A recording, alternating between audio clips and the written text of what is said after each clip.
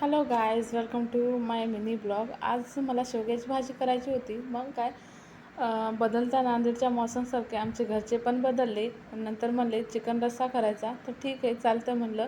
मग चिकन घेऊन आले आणि मग काय 2 ते 3 वेळा स्वच्छ पाण्यानं असं धुवून घेतलं. त्याच्यामध्ये एक तांब्या पाणी टाकून घेतलं. नंतर अर्धा चम्मच हळद टाकली, 2 ते 3 चम्मच 2 चम्मच मीठ टाकून घेतलं आणि छान असं कुकरच्या 3 शिट्ट्या येईपर्यंत मी त्याला छान असं शिजवून घेतलं.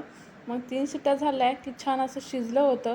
मग काय त्याचा मसाला कांदा टमॅटो आलं अद्रक सगळं असं निसून घेतलं आणि तव्यावर 2 ते 3 वेळा छान असं गोल्डन कलर होईपर्यंत तळून घेतलं आणि त्याची पेस्ट तयार केली.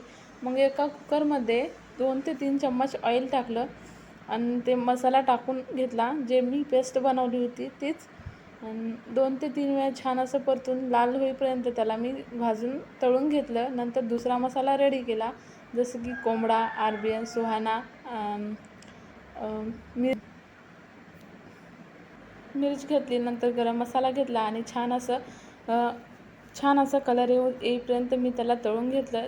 जोपर्यंत त्यावरचं तेल तरी होऊन वर येत नाही तोपर्यंत मी त्याला छान असं घेतलं. नंतर अळणी मटण होतं ते मी टाकून दिलं. आणि हे बघा माझी किती छान तरी आलेली आहे. मग काय लगेच चपात्या करायला घेतले. पहिलंच मी पीठ मळून घेतलं होतं, कारण इकडं वातावरण खूपच बिघडलं आहे.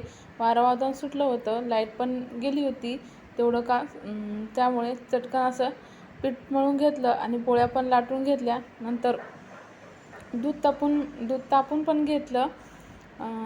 दूध पडला होता तर पूर्ण भांडे घासून घेतले. आजचा दिवस माझा असा